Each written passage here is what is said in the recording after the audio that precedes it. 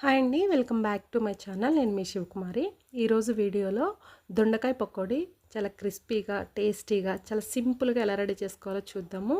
ఇది సైడ్ డిష్గా అయినా బాగుంటుంది, ఇది స్నాక్స్లా కూడా తినొచ్చండి. చాలా అంటే చాలా టేస్టీగా ఉంటుంది. పప్పుచారులో, పప్పులో, అలా పచ్చళ్ళలో దేనిలోనే నంచుకోవచ్చు. ఇప్పుడు ఎలాగో ప్రిపరేషన్ చూసేద్దాం. నేను ముందుగా అయితే ఒక పావు కేజీ వరకు దొండకాయలు తీసుకున్నాను.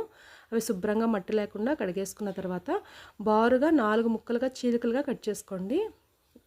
చూడండి, ఇలా బారుగా కట్ చేసుకోండి. దొండకాయని కట్ చేసుకున్న తర్వాత ఇప్పుడు మనం బైండింగ్ చేసుకుందాము.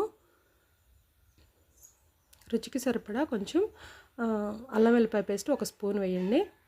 తర్వాత సాల్ట్ 1/2 స్పూను, పసుపు చిటికెడు, 1 స్పూను కారం,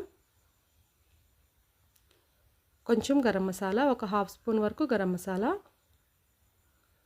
1 చిటికెడు మిరియాల పొడి, 1 చిటికెడు జీలకర్ర పొడి.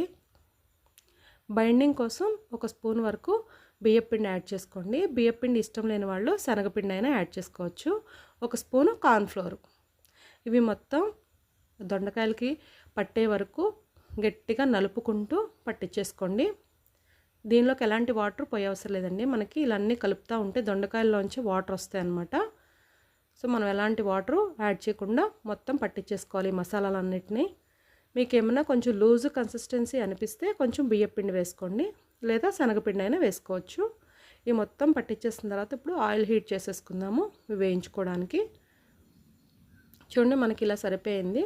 మనం ఎలాంటి వాటర్ పోయకుండా చక్కగా మ్యారినేషన్ అయితే చేసేసుకున్నాము.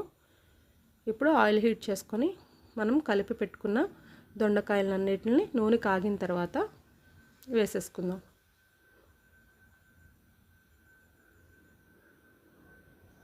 ఇలా 1 బై 1 అలా వేసేసుకుంటామేనండి.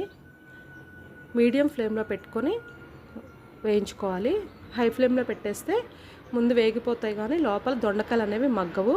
సో ఇప్పుడు మీడియం ఫ్లేమ్లో పెట్టుకొని చిన్నగా వేయించుకోండి. ఒకేసారి వేయకుండా కొంచెం కొంచెంగా వేసుకోండి. అప్పుడు అతుక్కోకుండా చక్కగా వస్తాయి అన్నమాట. ఒకేసారి వేసేస్తే శుద్ధగా ఉంటాయి. చూడండి, ఇలా మొత్తం వేగించిన తర్వాత కొంచెం ఎర్రగా క్రిస్పీగా అయిన తర్వాత తీసేసుకోవడమే.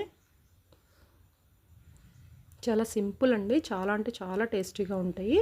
మనకి కర్రీ పాయింట్లో, రెస్టారెంట్లో, భోజనాల్లో పెడతా ఉంటారు కదా, సేమ్ అదే టేస్ట్ వస్తే ఇంకా బాగుంటాయి. మీరు ఖచ్చితంగా ట్రై చేయండి. ఇంకా మిగతా ఉన్న దొండకాయ ఇది మొత్తం 1 బై 1 అలా వేసేసుకొని తీసేసుకోవడమే. చాలా సింపుల్గా చేసుకోవచ్చండి ఎవరైనా. చాలా క్రిస్పీగా, టేస్టీగా కూడా ఉంటాయి. మనకి ఇవి పప్పుచారులో కాంబినేషన్ అయితే నెక్స్ట్ లెవెల్ ఉంటుంది. రసంలో కానీ, పప్పుచారులో కానీ, కర్రీలో కూడా వేపుళ్ళు మనం ఏదైనా పప్పు వండుకున్నప్పుడు వేపుడే వేయించుకుంటాం కదా, అలా కాకుండా ఇలా ఒకసారి ట్రై చేయండి, బాగుంటుంది. తర్వాత మిగతాయి కూడా ఇలా వేసేసుకుని మొత్తం తీసేసుకోండి వేయించుకొని.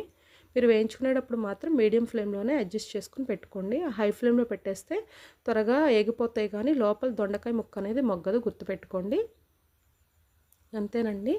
ఈ వీడియో కనుక మీకు నచ్చితే లైక్ చేయండి, షేర్ చేయండి, సబ్స్క్రైబ్ చేసుకోండి. ఇలాంటి మరిన్ని ఇంట్రెస్టింగ్ వీడియోస్ కోసం నా ఛానల్ని అయితే సపోర్ట్ చేయండి friends. Thank you for watching.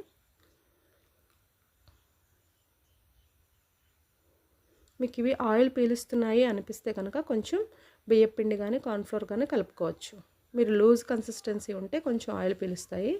మీకు చూడడానికి ఇలా ఆయిల్ పీల్చినట్టు ఉంటాయి కానీ కొంచెం చల్లారిన తర్వాత ఏముండదండి. నాకైతే ఎలాంటి ఆయిల్ పీల్చలేదు, చక్కగా బాగున్నాయి అన్నమాట. Thank you.